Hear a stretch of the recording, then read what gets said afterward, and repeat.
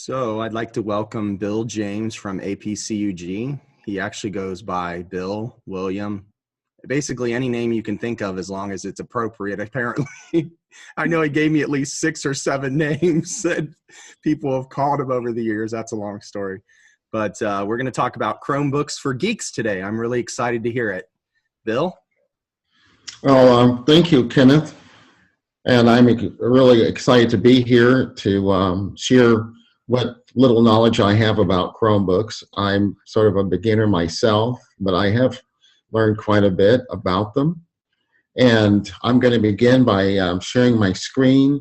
We'll go through the presentation, and then afterwards I will show you some different features of the Chromebook, and then we'll have some Q&A. So that will be our format. So let me see if I can share my screen. And what you'll see now should be my desktop.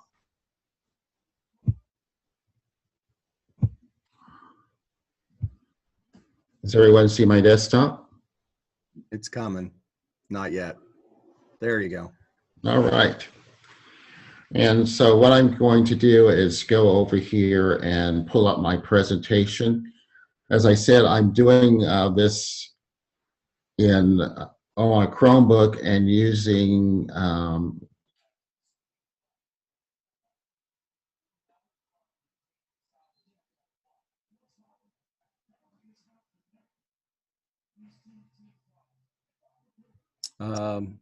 Bill, we lost you. There's a couple people that have unmuted themselves. I'm trying to catch you. Please mute yourself. You will accidentally take over the presentation. I think I got everybody at this point.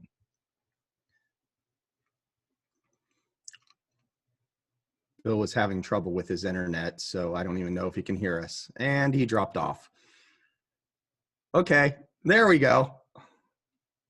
You are muted now for some reason, Bill.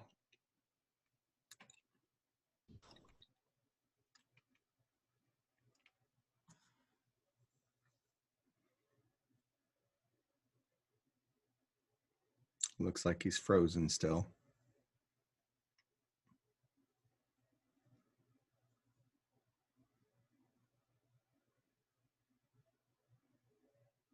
Bill, if you can hear us, you might want to turn off your video since we've had some problems with your internet connection. Sometimes that'll resolve the issue.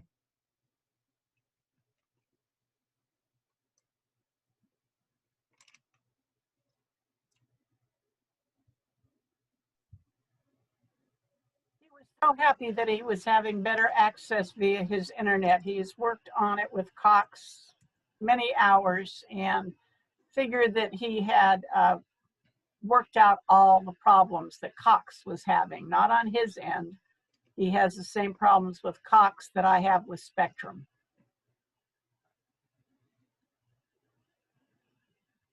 So we might be learning about Chromebooks for Geeks today, or we might be just talking. I guess we'll find out, won't we? I'll call him. Okay. Well, go ahead and unmute yourselves if you'd like to talk for a moment. That way we don't sit here in silence. Kenneth? Yes. Mary Frances here for Kenneth.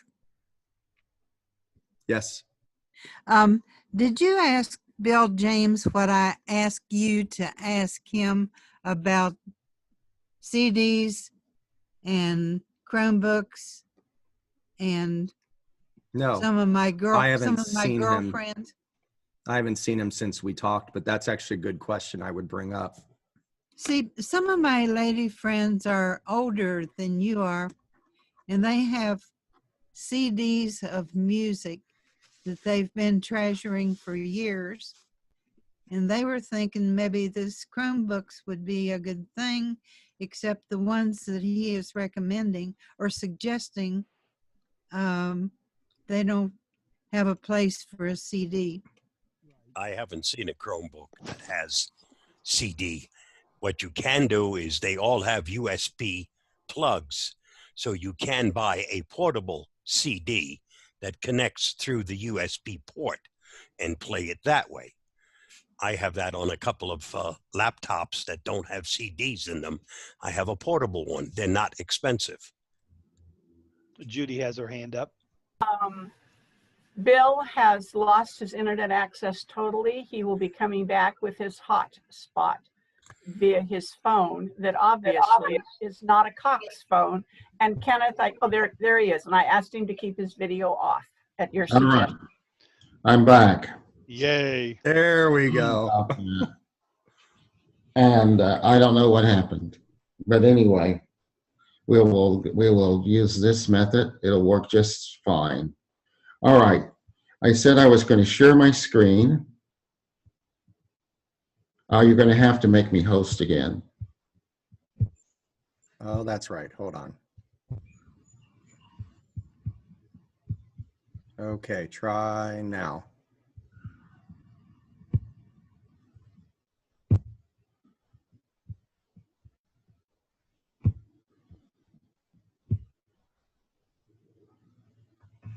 Well, that worked faster. Good news, right? Yes. All right. So I am going to put this in presentation mode, and we're on. All right. So let's say you need a new notebook for everything from gaming and keeping up with social media to doing a little homework here and there. Up until a few years ago, the conventional wisdom suggested that Windows machines were the best option. Now, however, Chromebooks have caught up so much that they are a viable competitor for many buyers. From size, weight, security to apps, performance, and battery life, each platform has its advantages and disadvantages. On the other hand, Windows laptops and Chromebooks appear to be getting closer and closer to each other's strengths while reducing their weaknesses. So what is a Chromebook? Well, it's a lightweight laptop that depends heavily on Google Chrome. And as we know that Google Chrome is really a browser, but it also, for Chromebooks, it serves as the operating system. So while you have operating system specific features like File Manager, App Launcher, Taskbar, and so on, most of your work and play resides within a Chrome tab. This Chrome dependency translates to low overhead, enabling a super fast startup, a snappy performance on even the most low-end hardware. So essentially, it's the ultimate couch computer. Some of the core functions of Chromebooks are, like all pure Android install, Chrome OS focuses on Google services like Gmail, YouTube, Maps, and Docs. You can install web-based Chrome apps from the Chrome Web Store and the Android apps from the Google Play Store. Many require an internet connection, while others can function offline.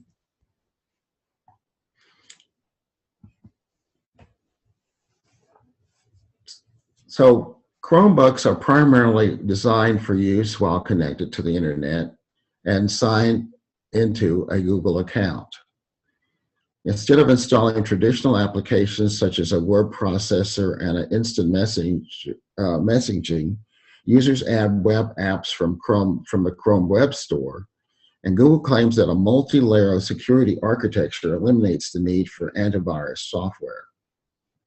While Chromebooks are designed to be used when connected to the internet, users are able to access Google apps such as Gmail, Google Calendar, Google Keep, and Google Drive in offline mode.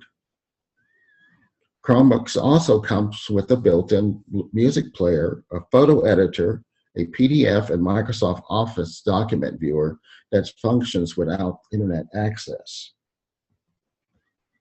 Other apps with offline support include the Amazon Cloud Reader, a New York Times app, and the game Angry Birds. Google Play video content is available offline using the Chrome browser extension. So even if you don't have internet access, you still have access to a number of applications available. And with the latest release, Chrome has added additional features where you can also designate all documents to be read offline as well.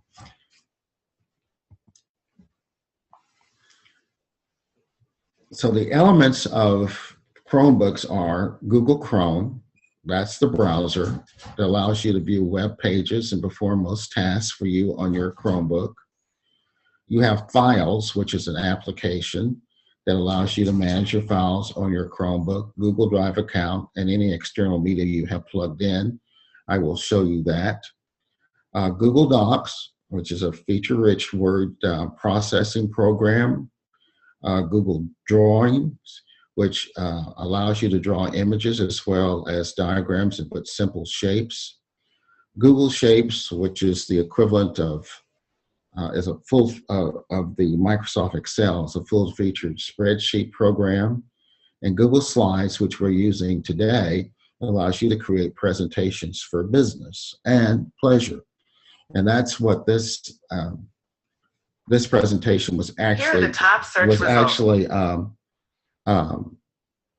created in Microsoft PowerPoint, but we're also able to use it here, or it will translate within Google Slides. There are some changes, some translation issues, which is not really, they're minor. So also included in that is Google Forms, which is an event registration, opinion polls created to analyze surveys. I think someone mentioned they were using that earlier for some of your elections. My Maps, which maps out virtually any trip, completes with stops. Using Google Maps, which we are familiar with on our smartphones. And then there's the web store, which is the store where you get the native applications for Chromebooks. Just recently, they also introduced, the more recent Chromebooks will allow you to also install the Play Store, where your Chromebook can now run the Android apps, the same ones that you have on your phone, your Android phones.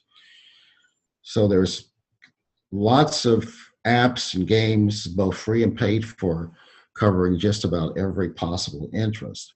And I will also show those to you when we get looking at the desktop. So one of the exciting changes to Google that Google made for the Chrome OS was the addition of the Android app support. The Chrome OS could already run the Chrome browser extensions and the web apps and Chrome apps, but the addition of the Android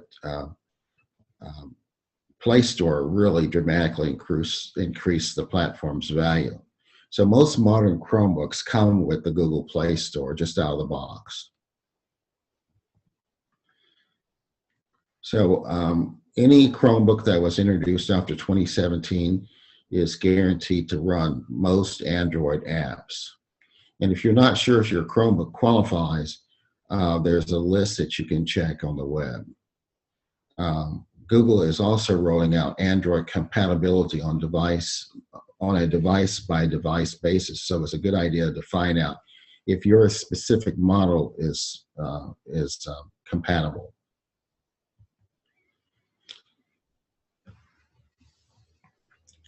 So we're talking about stretching the limits of the Chromebook. Chromebooks have many strengths, but they also have some weaknesses. At the first glance, the biggest flaw is its inability to run traditional desktop software.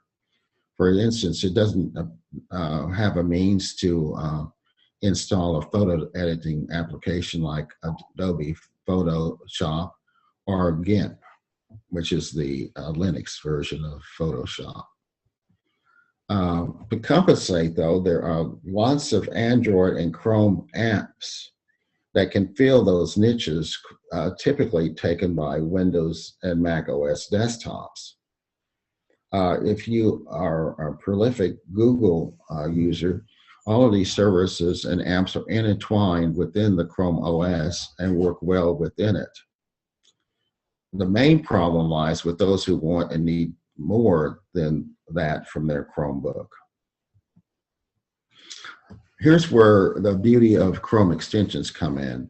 As we know, the Google Chrome is a very popular web browser. And if you're looking for something exciting to improve your way of using Chrome, Chrome extensions help a Chromebook emulate a desktop experience.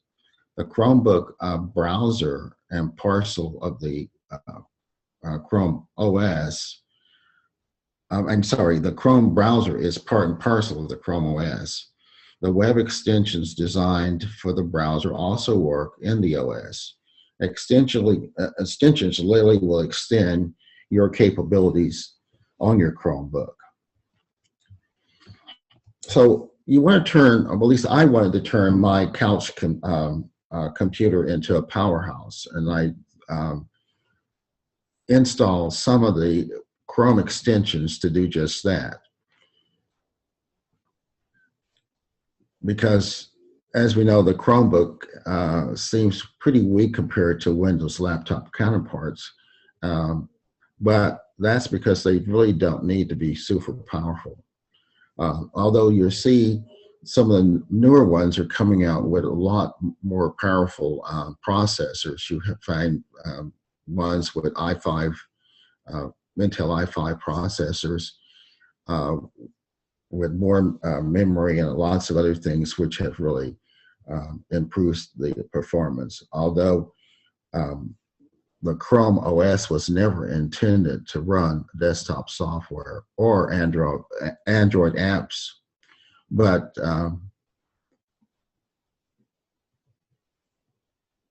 nevertheless, now with the popularity, they are making Chromebooks more powerful. Now, one of the other advantages about Chromebooks is that they always start new and they stay new over time, because every time you turn the machine off, you get a fresh copy of the operating system. It also has automatic updates that run in the background, so your device always gets the latest software without interrupting you. Currently, I think there's a new update that comes out at least every week or so, but you never really notice it's there because it's when you turn the machine on, or it's just instantaneous that it's already refreshed. The three Chrome extensions that I thought were important for me was the remote desktop, which allows me to get onto my other computers. And let me see if I can do that. Here, I'm going to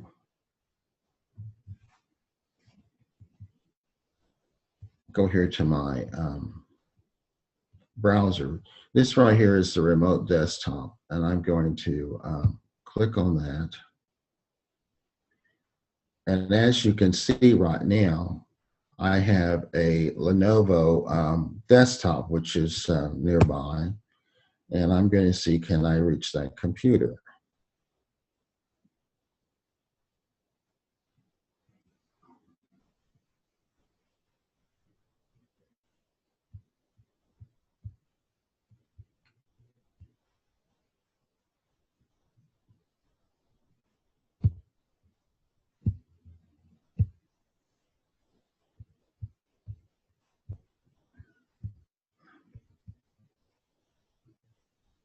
And right now, what you see is my desktop computer.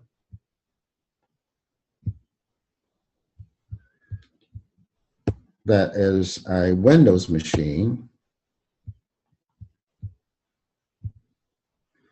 And as you see, here's my my taskbar from my Windows machine, so I can now get to any software that I need to get to that's on my desktop computer. So that's just one of the advantages of using an extension.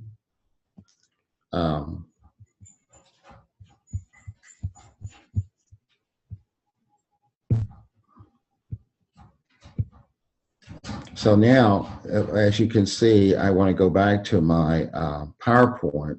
And remember, we talked about the programs running in tabs in Chrome. So here's my Chromebook for my PowerPoint slide, and I'm going to go back to where I left off, which was right here. And we're right back where we left off.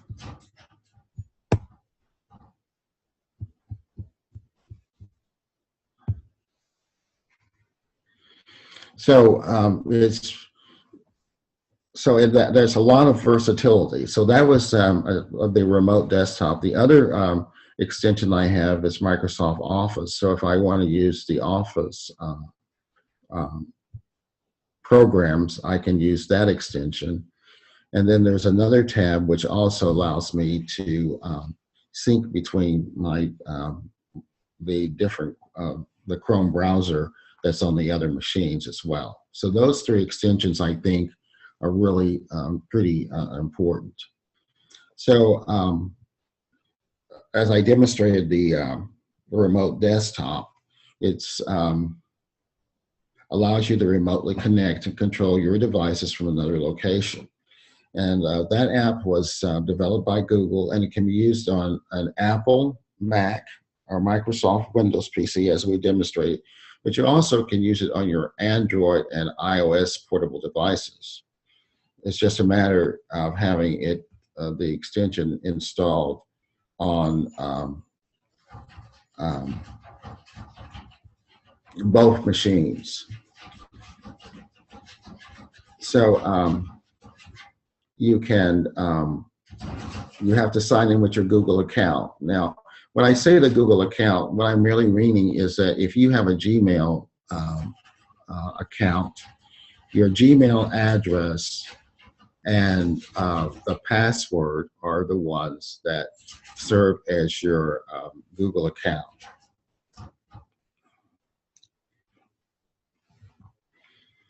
The other extension we talked about was the Microsoft Office extension, and adding that to your browser also allows you to have direct access to your Office files, whether they are stored online or on your computer. And of course, that is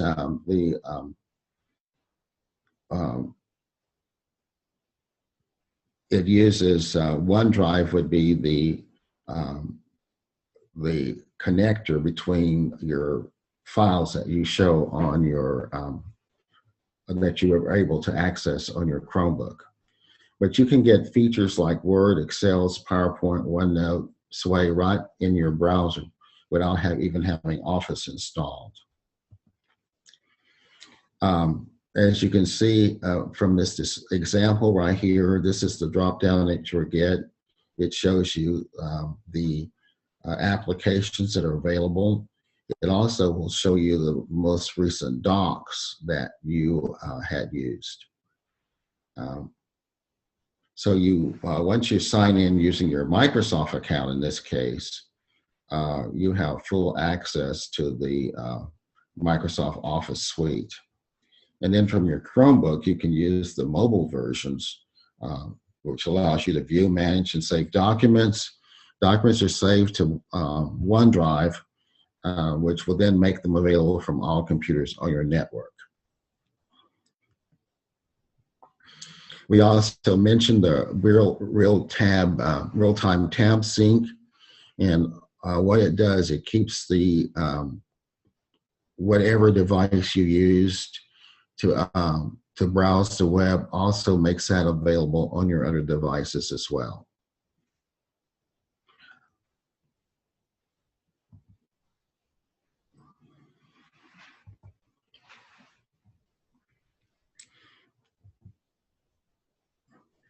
So one of the other things about that is about its photo editing. Is it really for Chromebooks? And that's a question a lot of people do ask: is can I use Photoshop? And of course, the answer is no, or at least not the full version you'll find on other platforms. And what I'm saying here, you can't use it natively on the Chromebook. But for instance, if you had used one of the remote desktop that I showed you earlier, you could use the Photoshop app that's on your remote computer. But that doesn't mean you can't do photo editing natively. And that's really the key here, knowing when you need Photoshop versus when you just need something to edit photos. And there are some powerful tools available from Chromebooks, perhaps not quite as powerful, but they come pretty close. And one of those that I've found is a company called Pixlr. And it's a nice thing about photo editing is that it doesn't require an insane amount of horsepower on your computer side. It's pretty easy to run in a web browser and let the server handle most of the heavy lifting. And as a result, one of the best photo editors that available for Chromebooks is this Pixlr editor. And it will allow you to retouch photos. You can add filters, do quite a bit of things that you expect from any photo editor.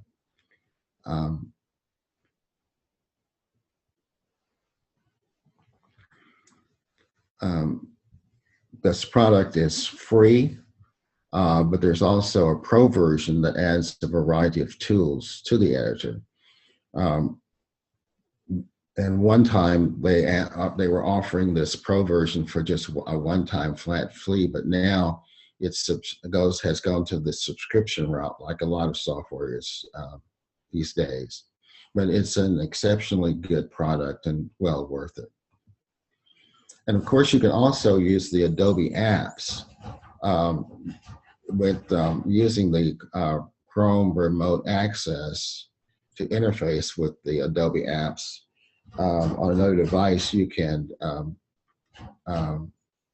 use those on your Chromebook through the remote access extension we talked about earlier.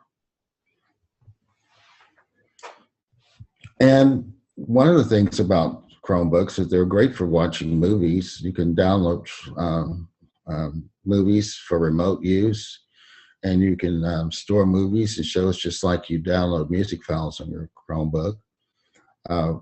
You have the Google Play Movie and TV Chrome extension. You just click those, and then because it's Google, you can use the casting portion. This casting feature of the Chromebook to cast to a compatible TV, and then show it on a larger screen. You also can use Android apps like Skype and Google Assistant. Chromebooks might be called the little computing engines that could. You can hold remote meetings with friends and coworkers with Skype or Zoom, as we're doing here. Of course, you can use the run-of-the-mill standbys like Facebook, YouTube, Netflix, WhatsApp, all the Google Suite apps like Drive, Calendar, and Gmail on or offline. You also can use Spotify. In other words, any internet-based app has the possibility of running on your Chromebook. Android's apps, you can either choose between the ones that are in the Google Play Store or the ones that's in the web store. There are some differences in those two applications. You might find that the mobile apps that you download might appear may not run full screen, so that's something you have to look at. There's lots of shortcuts that you can get acquainted with. Of course, it makes your Chromebook easy to use for those people that like to use shortcuts. There's just a whole catalog of those to learn and apply. You can also split screens like you do in Windows. You can have one application running on the left side, another one on the right side. You can drag and drop between the two, or copy and paste. You can have virtual desktops just by using a couple keystrokes.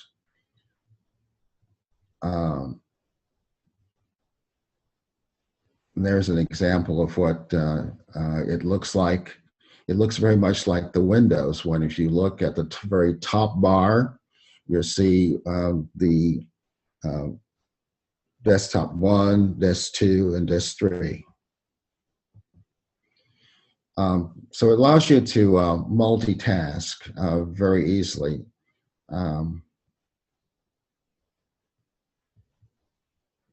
Now, one of the things that you have to be aware of, that Chromebooks, the keyboards are slightly different. In other words, you'll find most of the standard QWERTY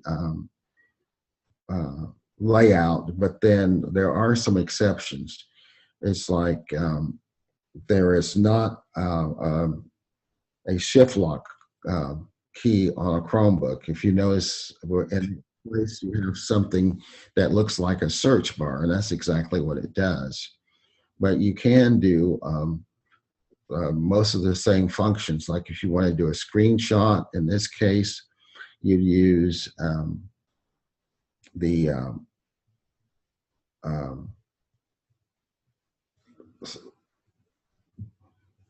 switch window key plus the control key.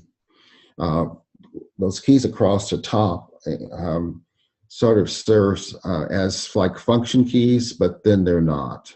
So that's something that you have to adjust to. But they are adjustable to for use in like function keys. So here's what I like about Chromebooks. One is its security, because Google controls the Chromebook ecosystem. It keeps a tight grip on the security and the frequent updates in its code base to stay a step ahead of the hackers. They have long battery life, typically 8 to 9 hours, and of course, really quick startup time. Chromebooks excel in the ability to start up in just a few seconds. So making them really a nice stop-and-go computing experience. The size and weight.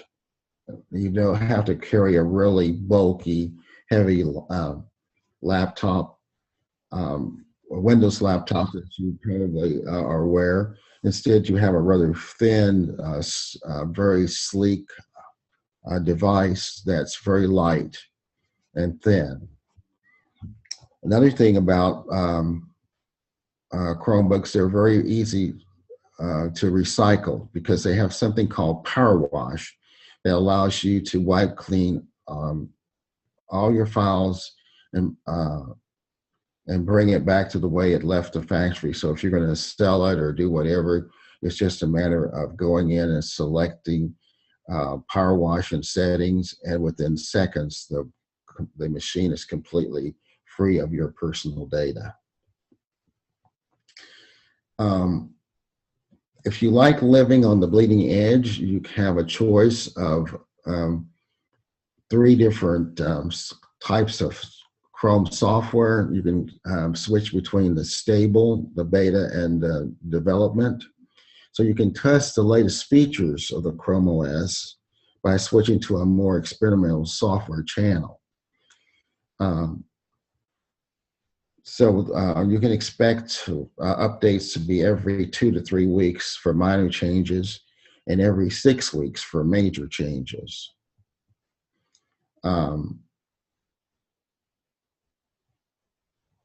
So there's lots of things that you can do just to get more acquainted with Chrome as an operating system. There's things that can go wrong, but that's to be expected. And so there's some easy fixes that that you can use that some Chromebook users have. One, if it's running really slow, it's best just to restart it and see if the performance issue is cleared up. Some users have experiencing Chromebooks keep restarting. So what you would do in this case is perform a full recovery.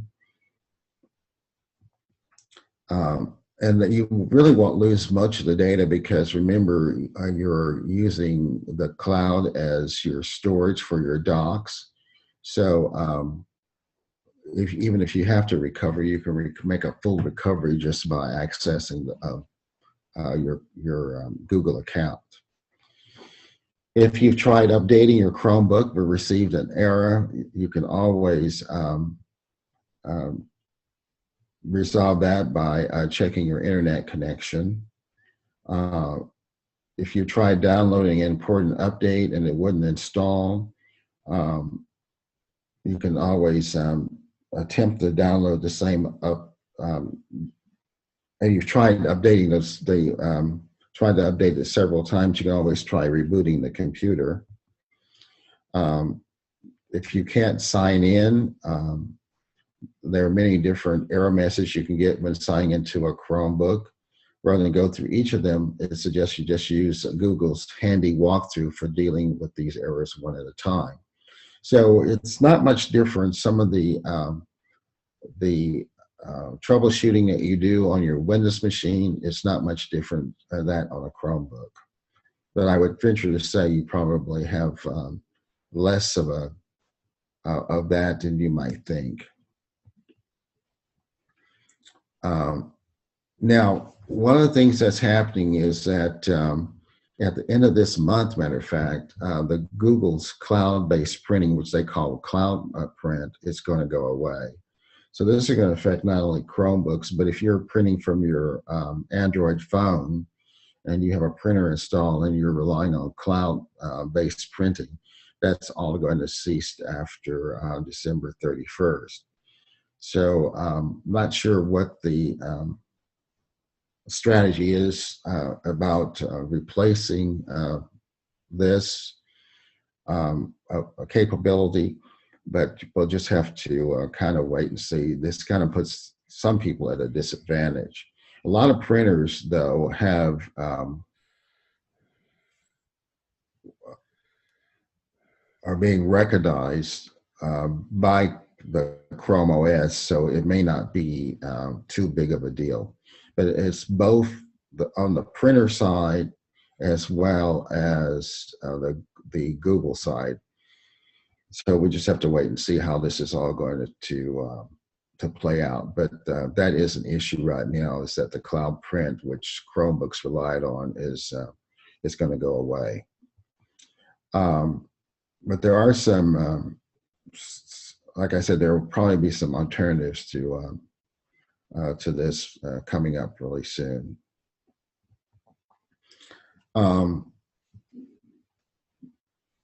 Chromebooks have Bluetooth, so if you have some issues with that, you can see if the Bluetooth is disabled. A lot of Chromebooks may not have that capability, but more of the new ones do.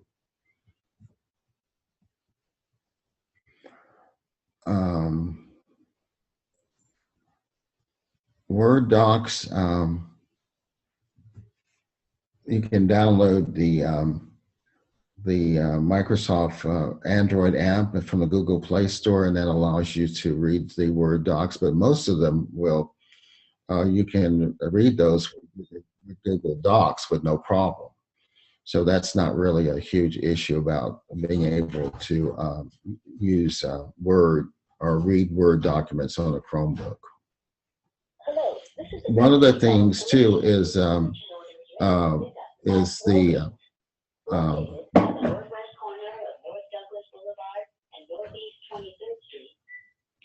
is the Chromebook end of life.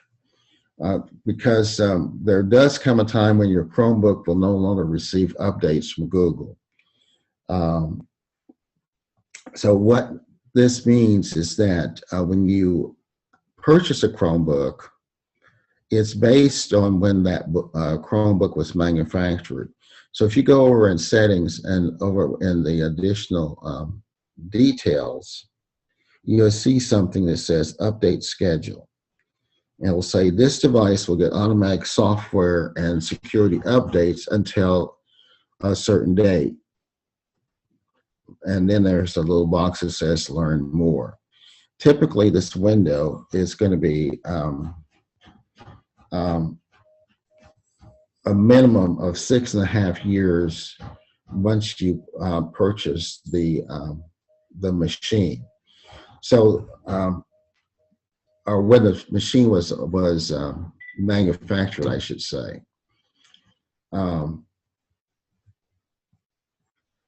So that's something to be a look at. If you buy a used Chromebook, you'll want to go and ask about the life expectancy, and you can you have to go into the settings to find that information.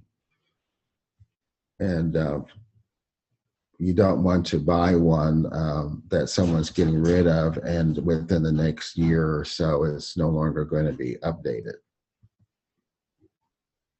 And those updates, like I said earlier, comes about every 6 weeks. Google provides automatic security and feature updates. So to summarize all of this, I like the Chrome OS because it makes a great use of Google services. And there's actually very little a very small learning curve. It's very Chrome is very simple. If you know how to use the Chrome browser, then you can use a Chromebook. There are some things where you have to be aware of the fact that you may have to rely on some of the Windows PC for support. And so I would suggest that you include that extension, the remote desktop extension, and that will allow you to get a lot more out of your Chromebook. As I say, I think it's really a great little machine. There's some resources that you can look at, which will be included in this presentation. There are links that you can go and click on and get some of your answers to some of your questions. But right now, before we go into the Q&A, just let me share my desktop and show you some things that I think are kind of interesting.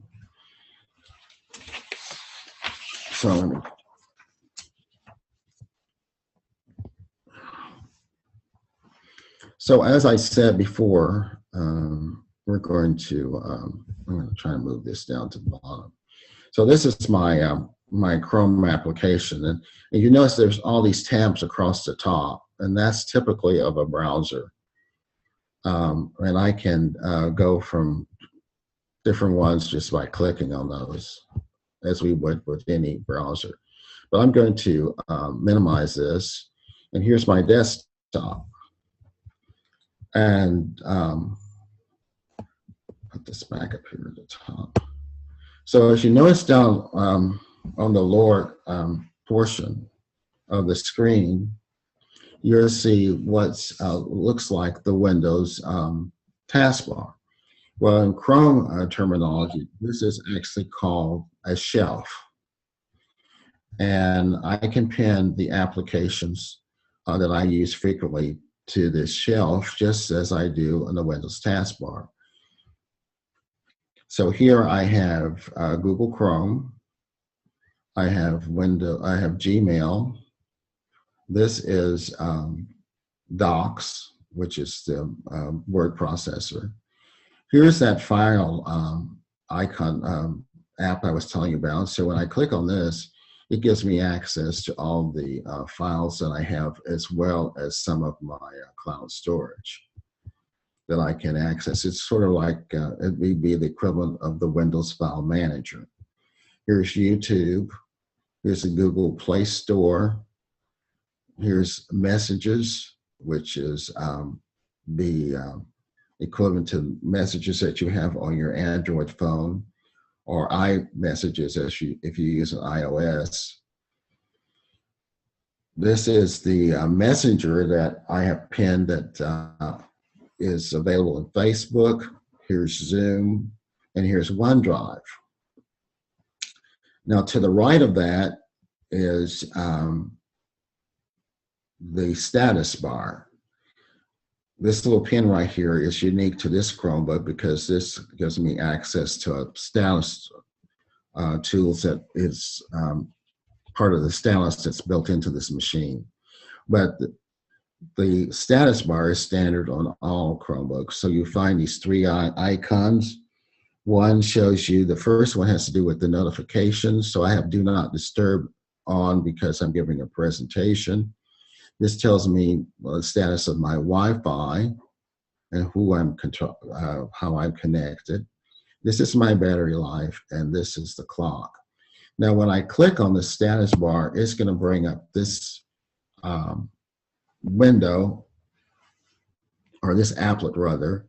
And as you can see, it shows a power button, a lock where I can lock my screen, settings, and then below that it shows me my more information on my Wi-Fi, Bluetooth, accessibility, and how my notifications is done, whether I have the night light on, etc. So this is a brief overview of your settings. If you want to get into more settings, then you would click on this gear, and that would bring up a lot more detail. And if you say, well, that looks like Windows Chrome, Google Chrome, well, it is Google Chrome. So if I go towards the left, we'll have what's called the launcher, and that's the equivalent of the Windows Start button. So when I click on that, it's going to bring up some shortcuts I have here, slides, Google Nest, photos, etc.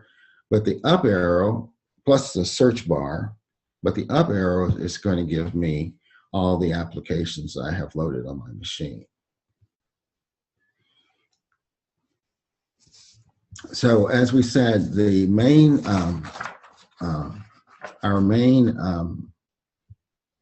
the operating system is going to be geared by Google Chrome.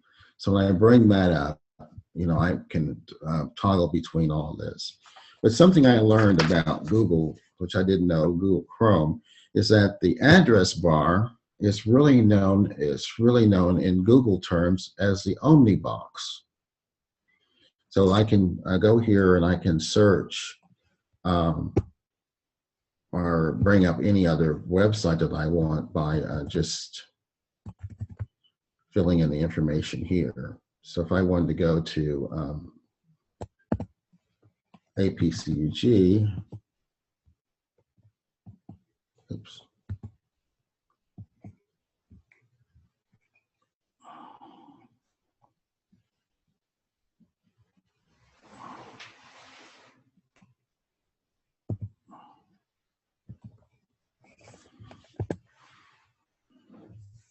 That would be there, and there again, it's showing up as a tab.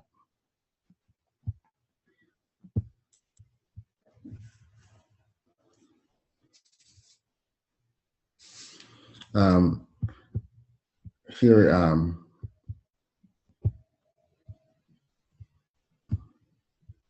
as you can see, this is all the apps, and this little three dots indicate which page I'm on.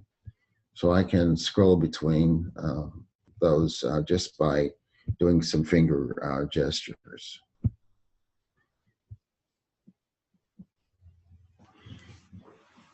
So,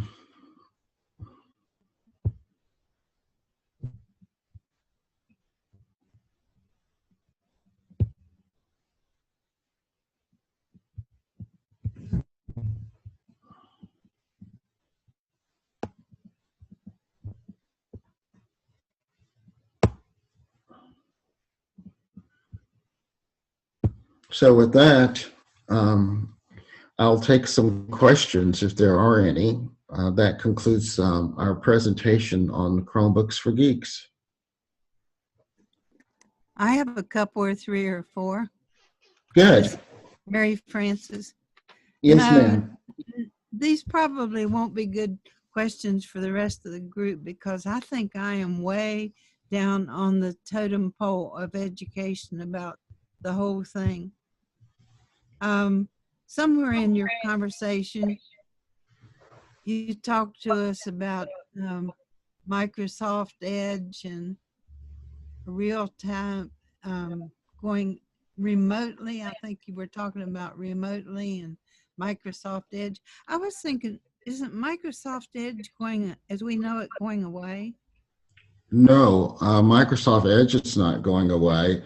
Microsoft, there was a change in Edge. There's a new version of Edge, which is based on Chrome. And the original Microsoft version that was developed by Microsoft is the one that's going away. But the current version is the one that looks kind of like a stylized E. It's in Yep, kind of I know.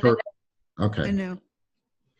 But Okay. those other two things I was talking about was the extensions where you can use the remote desktop, and that allows you to get on a another device other than Like the extension for the Office. yes. Okay. And they're part of they're extensions that you can add to your Chrome browser. Even if you're using a Windows machine and you use Chrome, you can use those extensions. All right. I can further educate myself from that point. Sometimes when you were talking to us, I felt I was listening to a foreign language because you use such terminology as the casting features, and Mary Frances doesn't know what that means. Oh, well, Mary Frances, I want you to, you're going to be enlightened because you love casting. If you use Chrome and you have a smart TV, all you need to do actually, and I'll bring up Chrome here. I don't, but I will. Okay, so if you go here to the Chrome browser, over on these three dots right here, if you click on that, you'll see something that's called Cast. All right. Click on that, you'll start looking for a compatible device to cast from. Right now, I don't have one, but All right. if my TV was in the vicinity, it would show that. And I could then click on that, and then whatever I had on my computer screen would then be cast to the television. Oh, it's just like you're the director. Yeah, it's like cast, like, you know, casting a line. Yeah. You know, that's what that term means. And I Okay. apologize. Also, if you notice here, when I went to cast, and I'm pretty sure you've seen this little icon right here that looks like a screen with race on the lower left. You see that? I'm not. I don't seem to be picking It's up. up in the upper. It's up in the upper right corner of my screen. Here. Right. It's a little. It looks like a square. Do you see my cursor? Now I do. Yes. Okay, watch. I'll just follow it. Right there. You'll find that on other devices like your phone and or a tablet or anything that you might have. If that appears on the screen, then you can click on that and it will allow you to display whatever you have on your screen to another device. It says no devices found on the one you were showing me, right? Yes, ma'am. And And the reason why, because it's not showing, is because I'm using my phone as our internet connection. And so it's not, to cast something, they have to be on the same network. Does that make sense to you? yes, I do. Yes, it does. Okay, so they have to be on the same network. In this case, my phone is not on that network. So that's the reason why nothing is being shown. And then I wanted you to verify two things that are probably very obvious. I wanted to go back to where you were talking about your scheduled end of life. Yes. Does it mean like pretend if for reasons unknown that Chromebook had sat there on the shelf of that store for an extreme long time, the time that's clicking away is the scheduled time that they have listed on the back of it somewhere? Exactly. You got it. Wow. So it has nothing to do with when you purchased it. It has more to do when the device was manufactured. So if the machine was on the shelf for a year, that means it's lost a year of its life.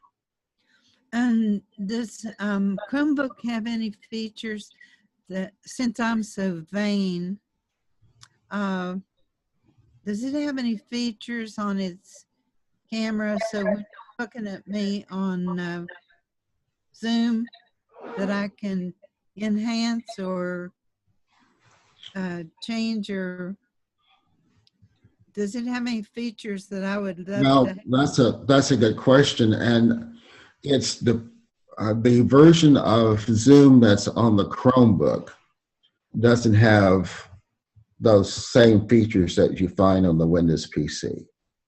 Okay. Yeah, I'm sorry. We were talking about that earlier, that every version of Zoom that you have installed is device dependent. So the version of Zoom that you have on your Windows machine won't be the same version that you have on a Chromebook or an Android phone or whatever. Well, thank you. I think I've taken up more than my share of space. Judy?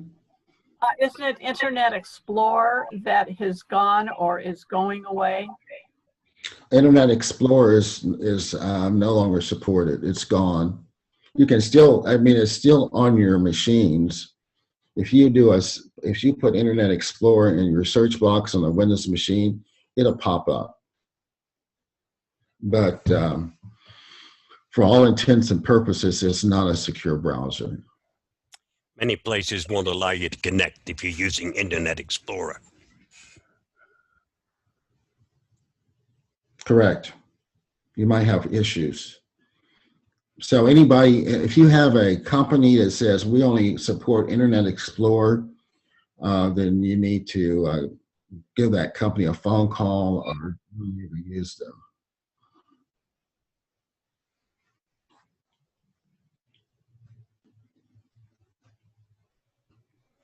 Bill, I have some questions for you. Sure.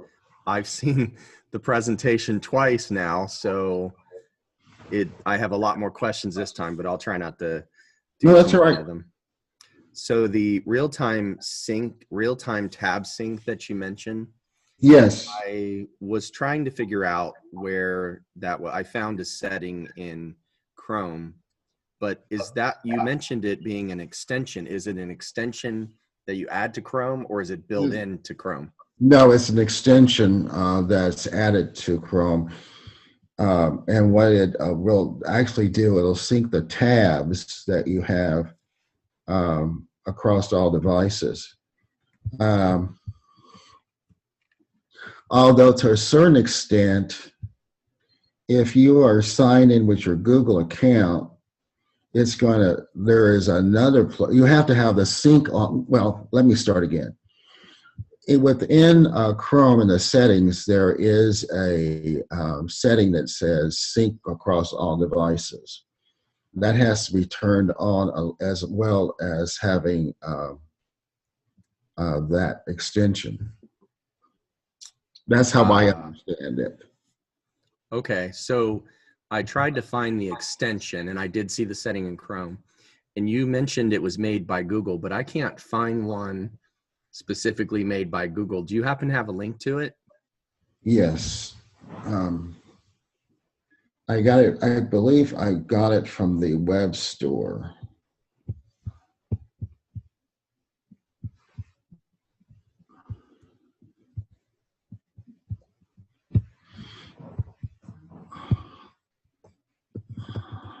Well, while you're looking for that, I was wondering, you mentioned what Chromebook you were using last time. I was wondering if you could tell us which one you own, and in addition to that, maybe give us some baseline recommendations, like this much RAM, this much hard drive space, maybe this type of processor, or specific models that you might like.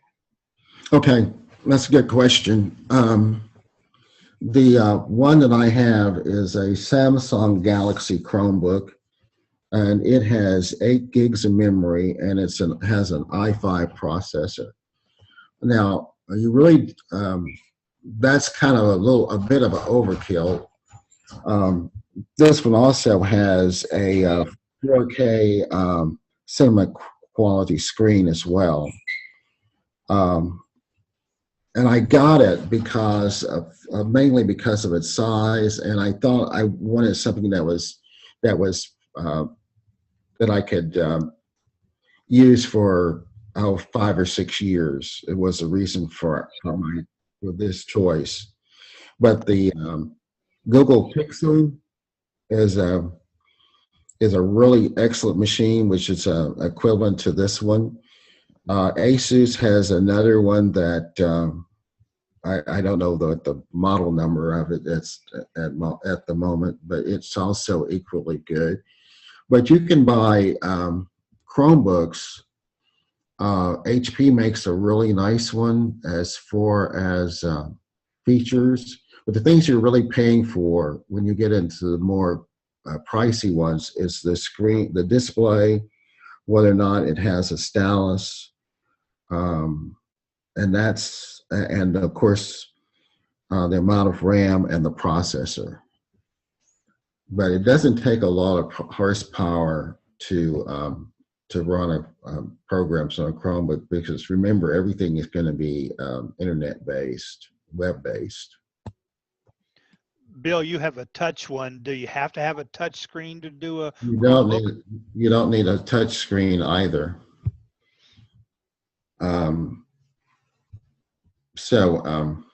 That's one of the other things too that you pay for. So what would you say is the minimum RAM? Sounds like hard drive space isn't a problem, but what would be the minimum RAM you would recommend? I would say probably 4 gig, but I don't think you're gonna be able to find one with anything less than that. So the one that you purchase today is going to have at least 4 gigs of RAM. Judy Talor had a question. No, that was me putting up 4 fingers for 4 gigs of RAM. That's all you need. And you don't need to spend as much as Bill sends on his toys. He got it to match his Samsung laptop. And what color is it, Bill? Well, this one is space gray, but they had a really flashy red one, which I wish I would have purchased, and I kind of bugged out on that. So. What color is your laptop?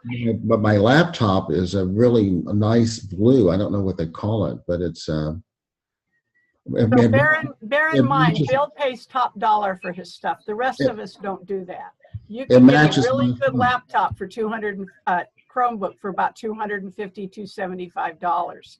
Exactly. One of our elementary schools uses a Dell. The one that has 23,000 Chromebooks uses HP. And they're workhorses for the kids. Yeah. The schools are buying ones that are a lot less expensive than this one. Mary Frances had a question about CDs and DVD ROMs, and I don't know if she's still there. I asked her to unmute, but I actually had a question related to that. So Mary Frances, are you there?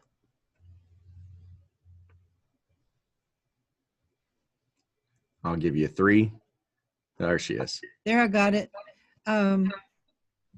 Actually, while you were somewhere frozen, I started asking the question, and John started giving me some good answers, and Judy started giving me some good answers, I believe. And then they said that Bill was back, and John finished it up by telling me, or John or Judy finished up by telling me I could get a Portable what was it? CD. That was Bob. Bob Gustisha. Yeah. Mm-hmm. USB portable one, plug in. Well, the question, the answer to that is that Chromebook will accept anything that can be plugged into one of its USB ports. They're really good about that. There's not really any compatibility problems with it. But I have some older, I mean, even older than I am. Can you believe it? Nope. I have some gal pals that have record cabinets full of CDs with music on it that they have beloved for years. And one of them, at least, was toying with the idea of Chromebook because some good things she's heard about it. And there's nowhere to put in her CDs. And Just get that external CD player. It works okay. perfectly. Okay.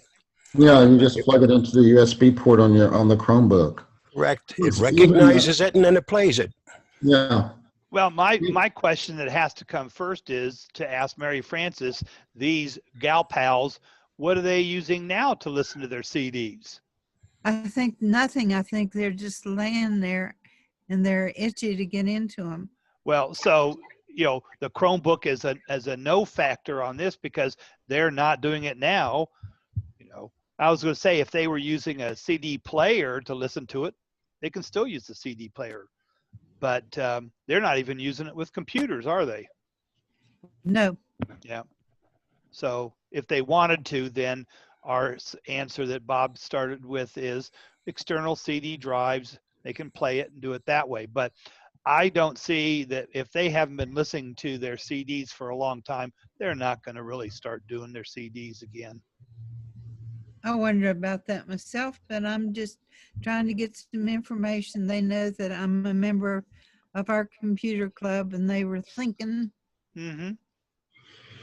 Mary Frances, take a look at your screen. It's a CD player. Yeah. Okay. I don't know. Did you find one? I don't know how easy they are to find these days, but I have one I'm not using. I'll raffle it off. Yeah. The highest bidder. Yeah. It's Mary Frances. The other thing is that you have a problem that new computers, most new laptops, very few of them come with CD players, and most desktop computers are not coming with CD players because they're obsolete. This is the thumb drive and live streaming that's what the big thing is now. Judy Talor has been raising her hand patiently. Yes. Mary Frances, the first thing you would need to do would be to ask all your friends what they're using in the world of technology, a laptop, a desktop, a Windows computer, trying to get somebody of the older persuasion to learn some new technology when they may not be well versed in what they're using anyway is kind of a lost cause. Yes, you belong to a computer club, but they don't. So you might have the knowledge, but they probably don't. And the other thing is I attend a quarterly meeting where 2 guys have been bringing their Chromebooks for at least 3 years, and they don't log on to the internet. they take notes and they save it all to a flash drive, and it works wonderfully for them. So that's another option that you can do with your Chromebook if there's no Wi-Fi access, or if you choose not to go onto a private Wi-Fi system that you don't know anything about. There you go. Okay. Yeah. Kenneth? Yes. Kenneth, you should go to the web store. It's under real-time tab sync. And what it does, it keeps the same tabs on all your machines. So anytime you, and it's done in real time. So if you change a tab on one machine, it's going to immediately change it on all the others. So there's 3 options that I'm seeing. The one you should, it's the one that has the green arrows that are going in a circle. It's real-time tab sync 1.3.2.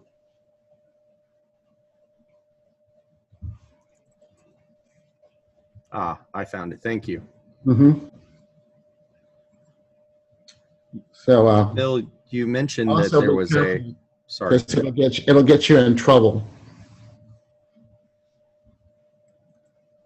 Bill, you mentioned that there was an expiration date on Chrome OS devices. Yes. Where would you find that? I know you can find it on this specific Chromebook, but before you buy a Chromebook, where would you find that information? For example, the Google Pixel Slate has been out for 2 years, so it's already lost 2 years of its life. So maybe you don't want to buy that, right? But where would you find that information before you buy it? No, it has to do with the manufacturing date. So it's the date that the machine was manufactured and the Chrome OS got installed on it. So what you would do, I'll share my screen. I'd ask the person I was buying it from, even if they had to open up the box and look at it. Well, you have to go into the settings to find it. It has nothing to do with when you buy it. It has more to do when the machine was manufactured. So that would be my question: is when was it manufactured? Okay, but if they couldn't answer it, I wouldn't buy it. I don't think they'll know. I don't think they'll know. So what I'm going to do, I'm going to go to settings, and then I think it's under about.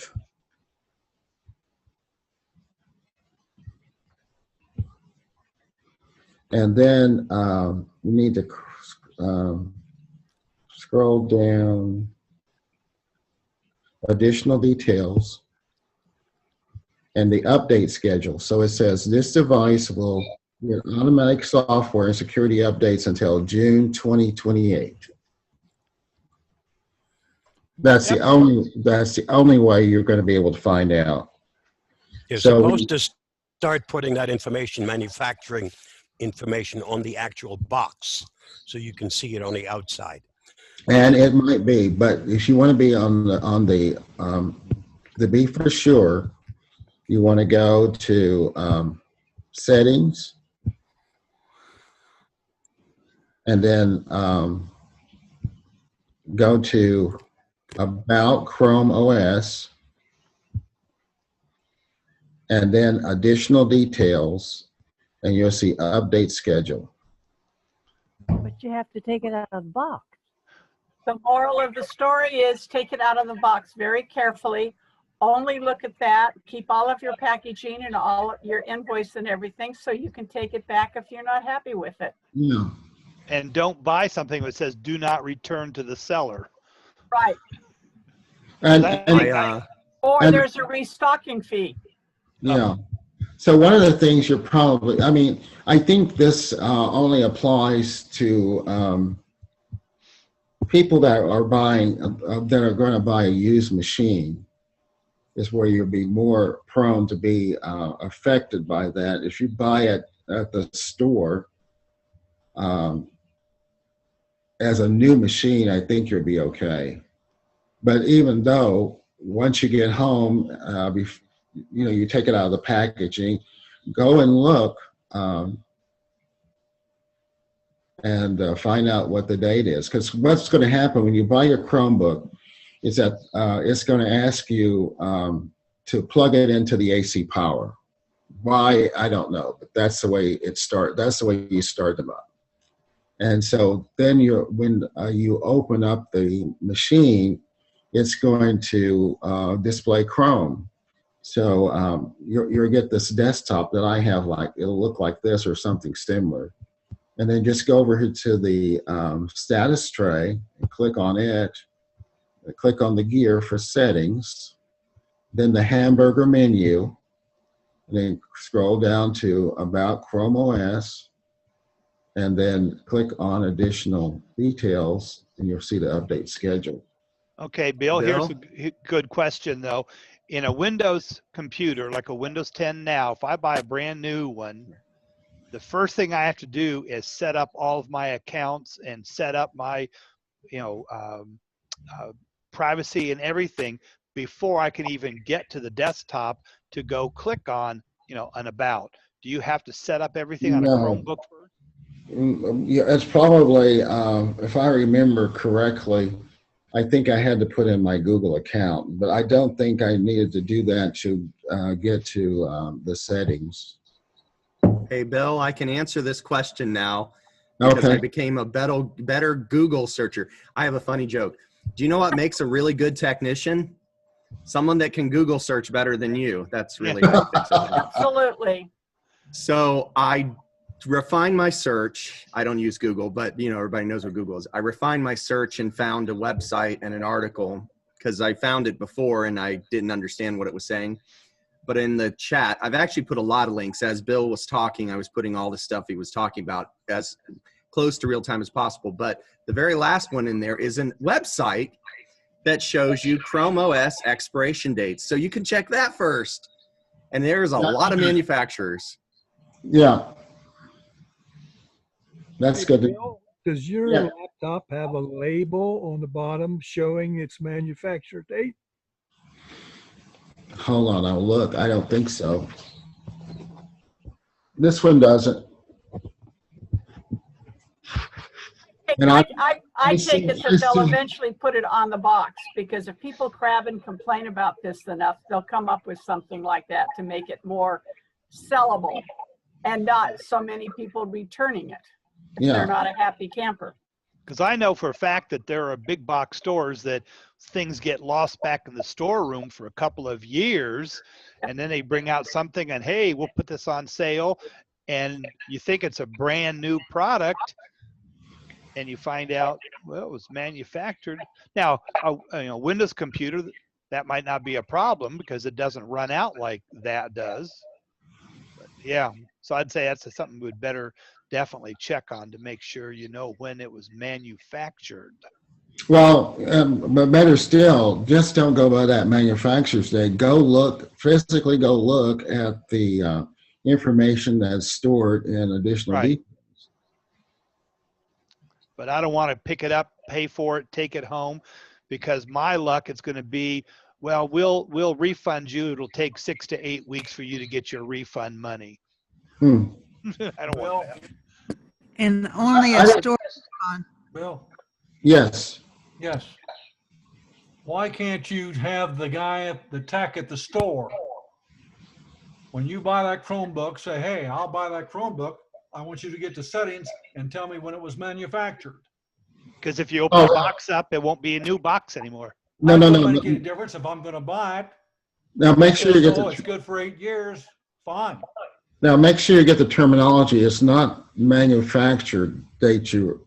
That's part of it, but you want to make sure that what you're asking is for them to look for the expiration date. Expiration date. Okay, the expiration the date. auto update expiration date. Auto update expiration date. If I went to the store and I was going to buy a Chromebook and he had a buyer right there and I was going to buy it, I'll guarantee you that tech would go to the auto, because if he wouldn't, I'd be going to the manager. I said, what kind of a place you got here? No, they won't open up the box. They will tell you they do not open up their merchandise. I've tried that. Because they can't, then they have to sell it as open box if you say, I'm sorry, I don't want this, and they get less money for it.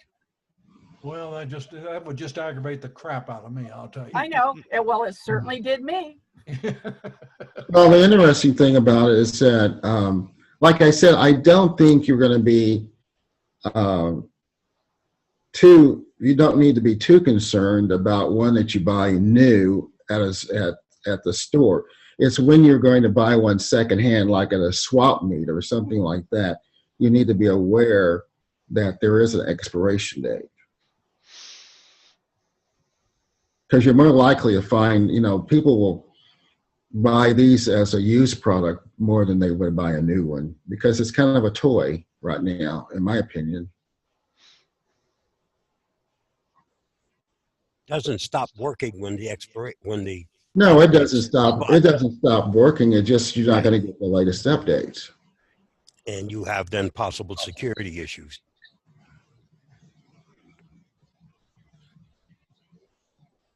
Bill, can you kind of talk about the biggest horror stories I hear is the problem of printing from a Chromebook?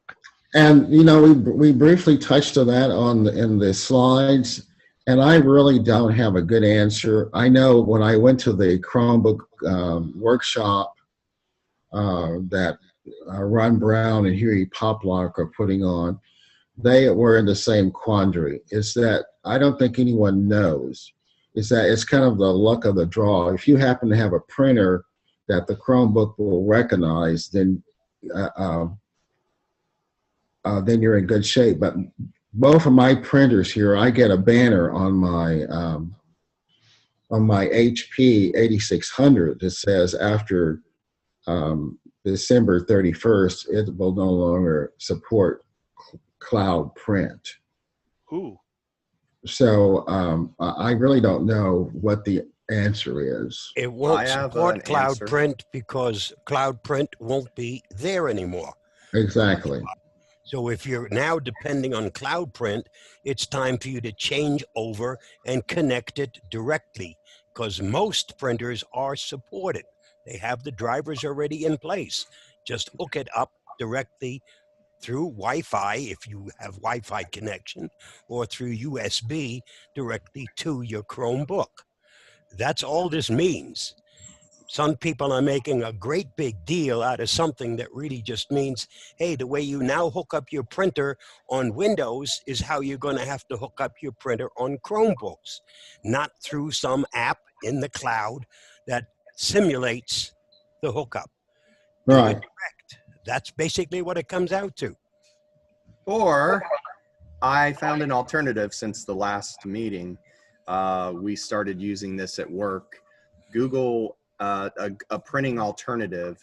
If, like, let's say you're in a work environment and you can't physically connect to it, there's an app called Mobility Print. I've been testing it. It works really well. Wow. I put a link to it in the chat.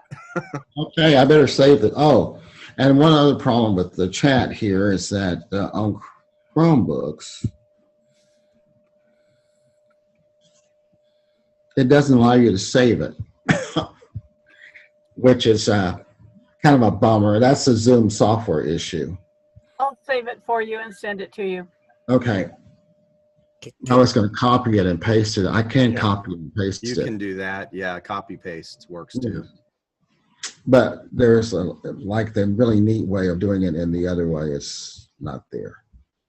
Bob, you were saying plug the printer into the Chromebook, but don't you have to install drivers for the printer? No, drivers are already, just like in Windows, it automatically recognizes, unless you have an old beast that, has been around for umpteen years, for which there aren't any decent drivers. But most of it, my Epson, and that's 3 years old, was recognized without problems. Oh, okay. And I guess that's something we really need to explore more. I haven't done that, but I'm interested in Kenneth's mobile print. That sounds something that I could use. My printers are not that old, so I might have to go and invest in a new printer. Yes, Judy. back in the day when APCUG started using Zoom, as you know, Linux is John's life, and he was not a happy camper with the way Zoom hadn't put anything together much for Linux. So, you know, he kind of hounded them to get, you know, their act together, so to speak, and they've come a long way with Linux. With Chromebook, it's the same way. It's new to them. They're not robust with what they offer, and I've asked Bill to get on their case and keep in contact and keep pushing them to get Chromebooks as robust as the rest of us when it comes to using Zoom. Like, obviously, they need to work on saving the chat and stuff like that. But this is brand new to Zoom. And with everything else they've been dealing with, they're kind of behind the, you know, whatever when it comes to Zoom and Chromebooks. And it probably has a lot to do with, you know, folks that are using Chromebooks for Zoom are probably not unaware that there even is a chat, maybe. You know, I'm right now bugging Zoom because I'm having a problem with my new Miss A show. It connects it like a telephone. So even though it's got a camera in it and it's got a nice screen on it, I'm looking at it. Wait a minute, I didn't use my phone. Yes, I can voice communicate. I can hear everything that's going on, but I can't see anything, and they can't see me. So although it's supposed to work, but it's not. I have a question. This is silly. All these kids are using Chromebooks. Do they have to go through a third of this stuff to connect? How do they do it? It's not difficult to connect a Chromebook than it is a PC. It isn't. It's Wi-Fi. They do Wi-Fi, and the kids are loving it. It's the most simple thing in the world. The teachers are loving it. They all have Gmail accounts. They use Google Docs to create their information. They're doing their, let's see, last week was finals week in our school I know, district. that's what I mean. How do they know to do all this stuff? How do you Because teach they're a first kids. grader? They teach us. Okay, that's over to John, because he's got grandsons who are really young and they're using Zoom. But does it take grandpa to help them and dad to help them or mom to help them? No. Absolutely. They're not doing it by themselves. I'm aware of a 5 or 6-year-old that is able to get on the computer and get on the internet and do all that stuff with no qualms whatsoever. Yeah. Both my oldest grandsons had their own computer as they reached 5 or 6 at Grammy's house. They had no problem teaching themselves how to play those Microsoft games on building zoos and things like that. Ira has a question. Yeah, I had a granddaughter tell me once, Grandpa, you know, they shouldn't let old people on computers. They don't know what they're doing. And she told me right there, yeah, that's what she said. And I said, and that's when I was going to school trying to learn it. I said, I beg your pardon. Yes, you shouldn't be on the computer. So I'm glad I didn't listen to her, and I'm glad I joined the Licking County Computer Society. That's a long way from what she told me. And yet, when my oldest grandson, he's 23, he was my techie, and I was at Best Buy waiting to talk to him, and he was talking to these couple, and they said, "Don't you have to help that lady over there?" And he says, "Oh," he said, "that's my Grammy. She taught me everything I know." And I went, "Yes, why didn't I have a recording of that?" But he's gone so much further than what he learned from me via osmosis, just hanging out and hanging around. Yeah, there's always a little bit of training, but the kids are not reluctant to learn, and they pick it up. The last time that the grandson was here with me when he was in online, he set up I had his Chromebook right here on my work desk, and I just sat over on my computer and did stuff, and he knew how to pull down the menu, click the button to join Zoom, click on the button how to get to where his assignment was, and click on the button when he submitted his homework. You know, he's 9, but the 4-year-old knows how to play because he's been on the iPad and he wants to do my phone, and I have to be careful so he doesn't hit the emergency phone call. But yeah, they do have to have instructions, but they're willing to give it a try and experiment. Yeah. They're not afraid like adults are. They're not afraid they're going to break it. Adults go, oh, you know, I can't do that. I'm afraid I'm going to break something. That always puzzled me because Kids have no fear. They're going to give it a go. More it power to them. it always puzzled me about that, because since we're in a computer clubs, we should have no fear about breaking it, because we should be able to fix it or try to fix it or learn to fix it. But there's people who aren't interested in delving into computers that much. They just want to use them. They don't want to have to fix it. Well, But one of the reasons many groups they're not doing this. Their members will not take a chance with Zoom. They're afraid to, which is absolutely ridiculous, since it's the most easiest thing in the world to use. And those clubs will fold eventually. I have one gal in California, she says, well, we're keeping in touch via email.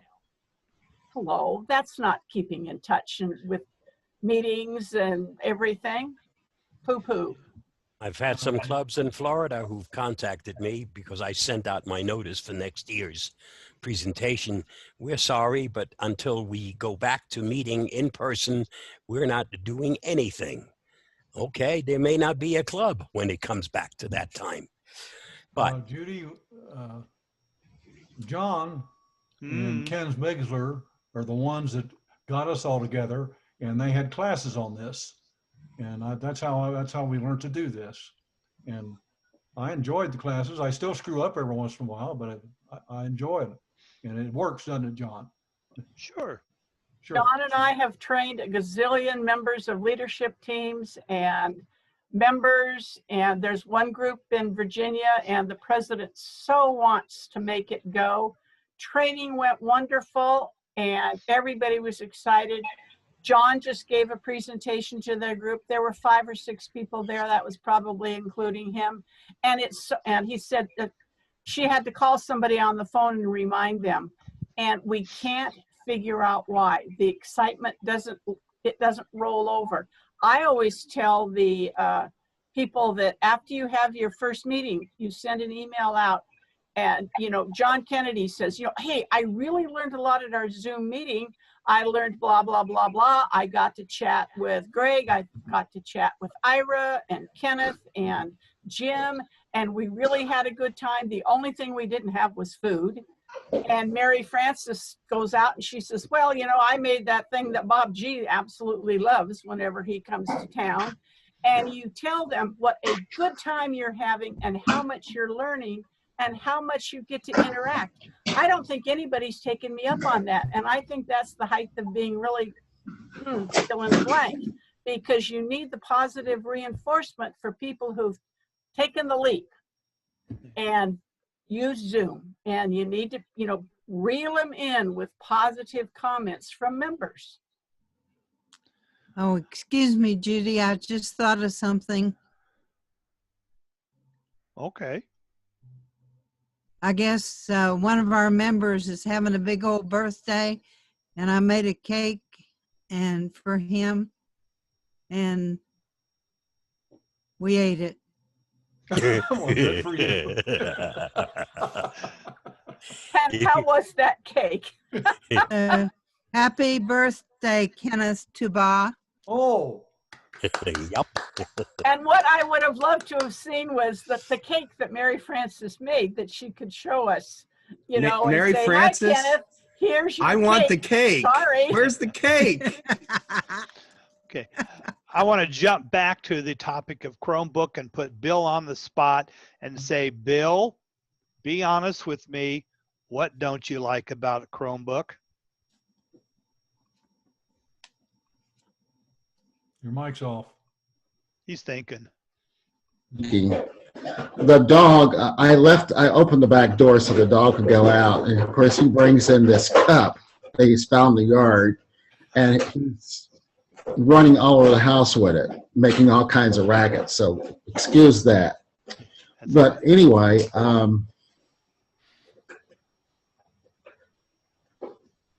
at this point, John, I don't think I've really found anything that I really dislike about it, except perhaps the printing issue.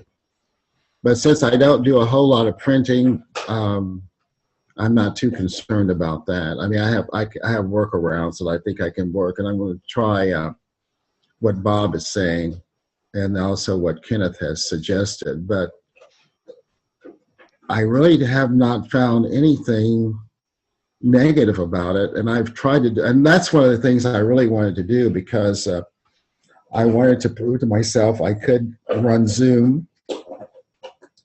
I can access my other computers if necessary. I wanted to prove to myself I could do everything that I intended to do on a Chromebook. I didn't want to give this presentation I could have given this presentation on my PC, but in my opinion, that would have defeated the whole purpose. So I wanted to be able to use Chrome. I wanted to be able to use the presenter or presentations that's found in Google Docs.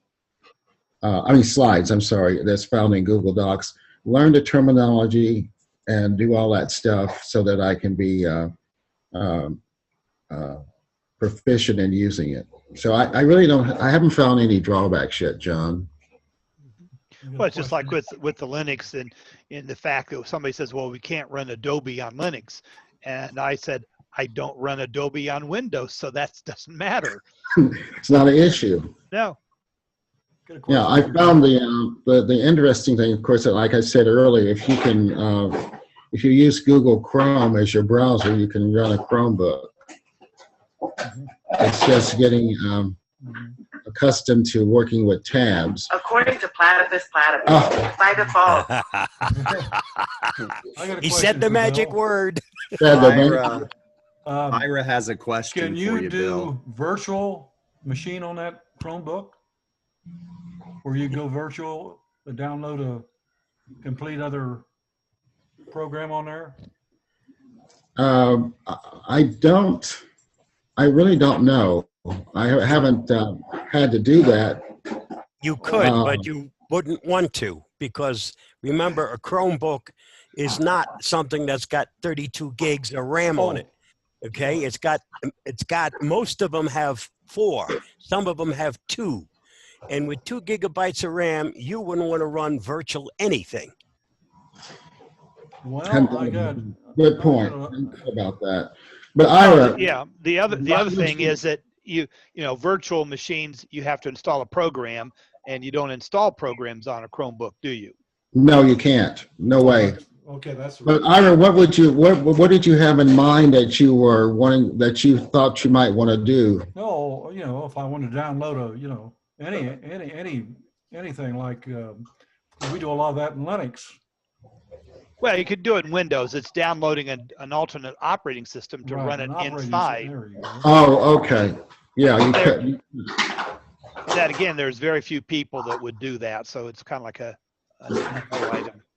Ira, it is possible. So just Chrome OS is based off Gen 2 Linux, and just in the last year or so, they've added Linux support inside of Chrome OS. So what you get is a Debian terminal, and you can install a GUI inside of it, and you can also go in and use things like KVM, which is built into Linux, but it's not going to be as pretty as VirtualBox. It's not as easy to use, but it is possible. By the way, KVM will only let you run the same type of OS, so it would only run Linux OSs. It's not a solution for Windows. Okay.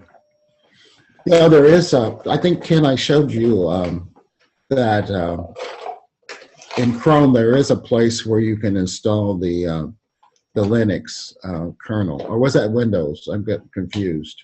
It was Linux, yes. Yeah. There's a website in Linux that you can run all the different operating systems virtually within a browser. So you could do that on the Chromebook. Yes, but it's very, very slow when I tried it. And I have 32 gigs of RAM, and I have a pretty powerful computer. And even there, it was slow. It's slow to load, and then fairly slow to actually utilize. Oh, okay. I was just interested, that's all. One other thing that today has helped is that normally my dog does not go outside by himself, but he's learned that. So now that's a positive. Well, that way you don't have to go out in the snow and the ice. He can do it on his own and come back. Well, I doubt if he'll get that interested, but right now he's outside just having a good old time without me being out there, and that's the first. This is a first. Is he a schnauzer? No, he's a Catan. Oh, Catan. I wish he was. I do like schnauzers. Little ball of fluff with big Yes. feet. With It's a big pretty feet. thing. Yeah, is he back in there yet? He's back in the house, y'all. Yeah. Which one of you guys captures the chat and sends it out to everybody who attended the meeting today? Actually, I don't know that we've done that, but I Don't capture the chat. Don't everybody raise your hand at once, but what is the point of putting information in chat unless you do that? I captured it, but the thing is that you capture it and then somebody adds a whole bunch more. Then you have to capture it again, because when you capture, it's only up until that point in time. So you do it before whoever called the meeting says, okay, Correct. no more questions, then whoever's responsible to do that. That's a benefit of attending the meeting. And if somebody writes up something about this, or Iris, puts a few words together that can be sent out to your 183 members that I think you said you had. Hey, we got all this information in the chat about blah, blah, blah, blah, blah, blah, blah, blah, blah, to reinforce that you got to do your PR, guys. I'm getting ready for Revitalize Your Presentation to a group in Colorado Springs the first week of January. And this is my selling spiel. You gotta reel the people in and let them know the benefits. And a benefit is you stayed here and listened to all this and participated. You get the handouts. And the other people don't. Judy, I'm the videographer for the club, and I'm recording this. And when I'm finished, I will send this to our media website on YouTube, so all of our members can go in there and watch this meeting as just exactly the way it's being recorded. But that doesn't give you all the links that are in the chat. But again, who is responsible for sending out to chat to all of us who attended today and think there's 13 things in there they're interested in, and we have no way of whatevers. Well, I guess maybe we try to tell people just save the chat. Can't sell you to have somebody responsible for that, huh? So I write the article for the newsletter, so I will put the chat in there because that's an excellent idea. And what's funny is I've done that for the Apple Help Desk, and I've never really thought about doing it for this one. No, so yeah, she's not really saying. No, you're not getting my point. You only want to reward the people who were here. Oh, as a I see. benefit of membership of attending the meeting. Why should I bother to attend if I can watch the video and, oh gosh, they sent me everything in the chat and I can cross-reference that? Oh, I can answer the question, Judy. It's the responsibility of the host, because he's the only person, well, he or she is the only one that has the list of who was here today. The host. Yeah. Who is the host? I'm the host, but I don't know how to access that. Yep. It's in the reports for the Zoom window or Zoom page. That's unfortunate. So John, yeah, we'll have a little chat about the iPhone and maybe this as well. Yeah. Ken, I have a video that shows you how you can get the participants in a regular meeting, because And I have the handout. John and I put it together. Yep. oh, okay. Because there's a difference between having a regular meeting and having a webinar. Webinar, it's simple, it's right there. In a meeting, it's totally different. Yep. Fun and games. And then we put in an extra step, and Bill took that step out because it wasn't needed. Sorry, I couldn't sell my point. But John gets It's it. a good, yeah, because that's what we do with the workshops, is that it only goes out to the video in the beginning, and chats only go to those who are registered. I'm really mean. If you took the time to come to our 2-hour workshops, you get everything. The rest of you, pound sand. So I wanted to just bring attention to the time. It's 4:45, and we should probably wrap this up. So are there any other questions related to Chrome? Chrome OS? Whoops.